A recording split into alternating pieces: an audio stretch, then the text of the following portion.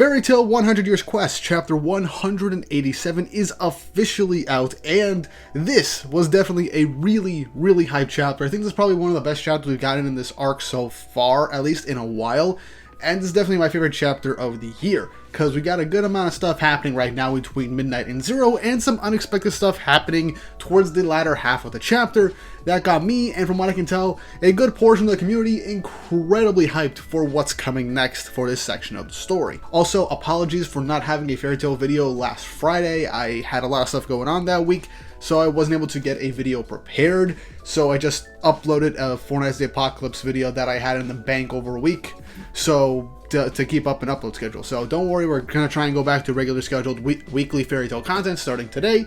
So I apologize, and we'll just jump right back into the usual stuff. And if you want to be up to date with all my Fairy Tail content, don't forget to like and subscribe and hit the notification bell for updates on future videos. Really helps, and it shows you guys enjoy the content I make here on the channel and shows you want to see more. And with all that out of the way, let's jump right into the chapter. So chapter 187 of 100 Years Quest, titled Shining Salvation in a Pinch. And the cover image is actually the confirmed matchups win-losses. So it is confirmed Racer did actually beat Bird at the end of last chapter, just like the majority of the chapter went to Cobra defeating Blade. So, okay, 2 of the Sace managed to beat 2 of the Sext. Meanwhile, 3 of the members are confirmed to have lost. So 3 losses and 2 wins for the Sace. It all comes down right now to Zero and Midnight. So that's what this chapter is largely going to be focused on. Again, I am a bit disappointed that the Racer fight didn't, well, pan out the way I hoped and was just a bit better. I'm okay with it, but it just needed like that little extra, I don't know, spice to it.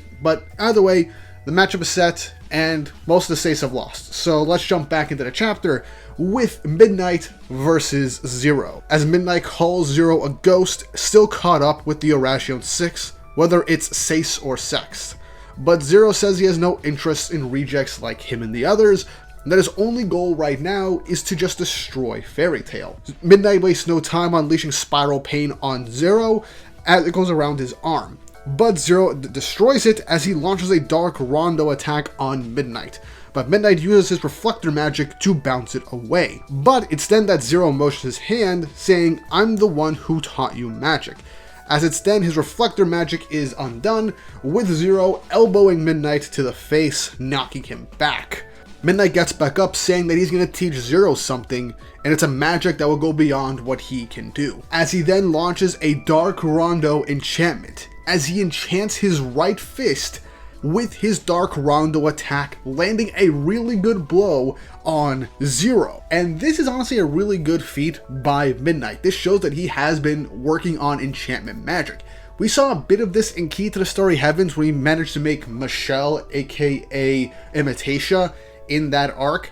Still confused on that, and also kind of making a puppet of Zero with his hair in that arc. So this shows that Midnight does have some sort of enchantment based magic that he has gone to master, and he enchanted his fist with that magic. So that is an interesting way to go about it and give it a bit of extra force with his physical strength, something that Zero never accounted for. Heck, Zero gets knocked back and he actually thinks of that attack reminds him of Natsu's fist. Midnight launches another one of his Dark Rondo fists, but Zero then catches it, saying that Midnight knows nothing of darkness.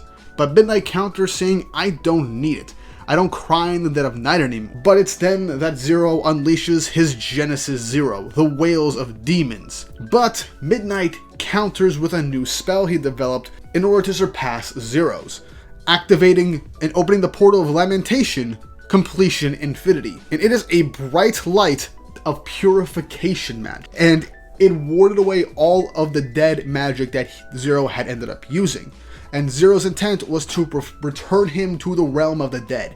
So this is interesting. My guess is that during the course of them coming to Giltina, learning that Master Zero was alive, Midnight learned this type of magic for the specific purpose to just purify Zero and just put him to rest, essentially. And it is a perfect counter to Genesis Zero, which is an attack that's based off the wails of deads and demons. So that is interesting. And this attack is dealing a good amount of damage to Zero. But as he is screaming in agony, he shifts to the brain persona, as we see the markings on his face change, and now he is back as Brain. Something that I wasn't fully sure would happen since Zero had been the dominant personality this time, but it makes sense considering that they are like two halves of the same coin. And it's then that in the midst of this, Brain uses his archive magic to remove magic with his Jujushiki, or his enchantment words, as he then ended up destroying and dismantling Midnight's entire spell. As what he did after switching to Brain's personality is use his knowledge of destruction runes to have it be fused with the magic of the area, and then just completely disintegrate it with Brain's knowledge of destruction runes and destruction circles. And then Zero switches back to be the dominant personality, as he basically just says that Midnight is just a pebble in his way, as he then unleashes a massive dark gravity attack, plunging Midnight into a giant crater hole that he created with this magic, throwing him down as he yells in agony, as it seems that Midnight has been defeated by Zero. Now, I do want to say, I'm kind of iffy on, the whole Brain being able to destroy the purification magic by connecting it with his magic runes and then using the destruction magic to completely negate the spell. It is possible with Brain since he has vast knowledge over magic and he can instantly use these to do a lot of things. I do kind of think it kind of defeats the purpose of Midnight learning a magic spell to take out Zero, but if you wanted Midnight to not win that easily, I can see why we would go that. Brain being alive essentially as another personality makes sense. That's kind of the whole deal with Zero and Brain. I just assumed that because of the Nirvana thing, that Brain's personality would no longer be there since Zero was the one in control when he died. So that was my mistake to think of, but either way, I'm iffy on the Zero beating Midnight thing, but I can still buy it based off of what Brain is capable of, and with the surprise Zero launching a powerful attack to take out Midnight pretty much point blank. So I can believe it and I'm okay with it. I just wish this was portrayed a bit better and I wouldn't feel so iffy on it. But back to the chapter, with Midnight seemingly falling by Zero's hand, Gates ends up saying that makes for the Sace down, and he can't believe that two of theirs ended up losing. It's then he ends up opening his gate of hell and he pops out Merity, heavily injured but still alive, as he does commend her for having such strong life force, but with a sinister smirk says that he's going to send her back through to kill her for sure. And as the demonic hands reach out to grab onto Merity and pull her in as she yells out no, it's then that a wave of water pushes the hands away as they then curl around Merity, with someone telling her that it's okay. As we get the reveal that Juvia has arrived to the battlefield in a brand new freaking outfit that just looks absolutely amazing. This is probably her best outfit in the entire goddamn series, and I love it so much. Juvia coming out to the battlefield, holding up Merity, saying that everything's going to be okay and for her to handle things is great.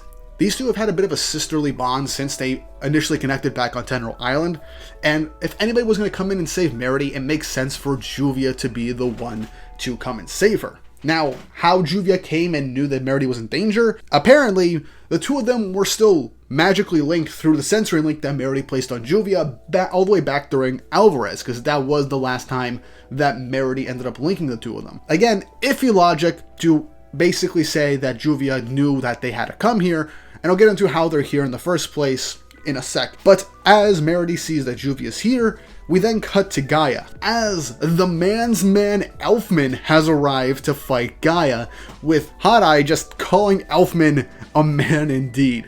Honestly, we don't get to see Elfman's new outfit. We get a bit of his pants, but that's basically it. First of all, really glad Elfman's here.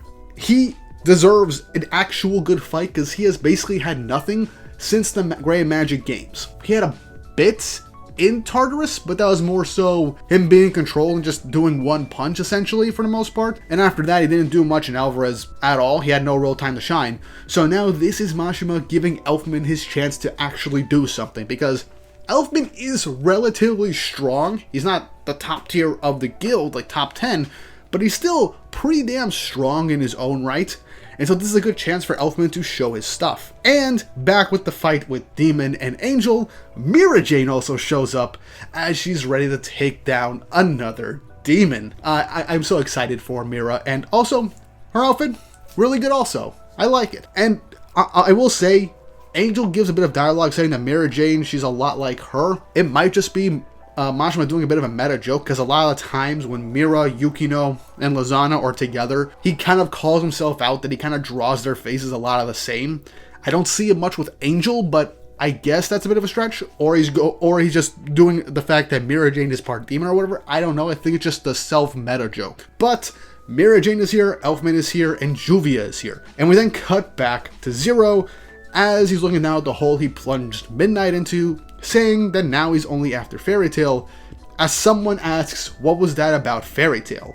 As the person behind him and the last member of Fairy Tail to show up is none other than our big daddy Gajeel in a brand new fit that looks absolutely awesome. I think this is the second best design he's had in the entire series at this point, as he just flat out looks awesome, and Zero instantly realizes that he is a Fairy Tail wizard, and that ends the chapter. First off, Gajeel, in this image, he kind of looks a lot like Vegeta with how his hair is done, which it might just be me, but he looks a lot like Vegeta in this instance. But either way, Gajeel's here, Mira's here, Juvia's here, and Elfman is here. Funnily enough, I made a video like 10 months ago after the Irrational 6 were revealed on who could fight them. Obviously, I said the Irrational 6, but I also said Gray, Mira, Elfman, and Juvia. I threw in Lozana in there, but that wasn't the case. But still, I got 3 right. Mira came in, Juvia came in, and Elfman came in, so that's something I was not expecting. We basically got Fairy Tail Team B here, minus Loxus, Mystigan, well, Jalal, and Kana. Honestly, I would have liked if Kana was here at least. We could have brought Loxus in, but I feel like he would have been overkill at this point, but for all we know, he could show up later. Either way, Team B is here. Members of Fairy Tail that definitely full-heartedly deserve some really good time to shine in the sequel series with good fights, especially since they haven't seen any action since Alderaan. Gajeel since the Doggermog arc, but he was just getting his ass kind of beat by God Serena, so that was one thing.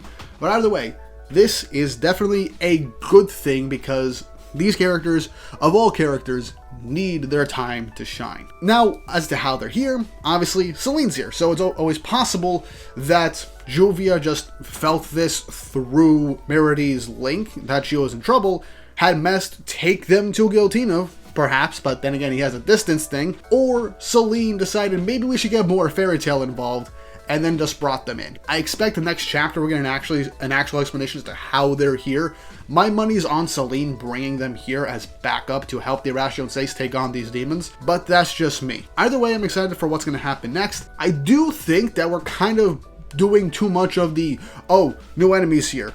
Our characters have to fight these characters. Oh wait, another group of characters come in to take the load off for these group of characters to take on these enemies. Oh, some of these characters are losing. Let's bring in another group of characters to take on this enemy group of characters. It's in relative quick succession. I would have really liked if this was just the Saces section of the story and then bring in Team B later on after this part of the story is done, with the remaining demons having to fight the rest of Team B. But I don't mind this because at least this shows that we're getting some forward momentum in terms of getting more cast members involved, though this does feel kind of final arc-ish with how many people are coming in for the save, how many different groups are converging here. We're just missing Diablos at this point and Athena, but either way, we got a lot of stuff going on. I'm excited. This is definitely my favorite chapter due to the fact that we got Team B here and it's characters that definitely needed more time to shine and to do stuff in this series, especially in the sequel. So I'm very happy for that. I do want Midnight to come back at the end to just help out Gajeel, because I feel like Zero losing would be thematically better. Again, I've said this multiple times, it'd be much better if Midnight was the one to take down Zero. I'm glad Gajeel's here.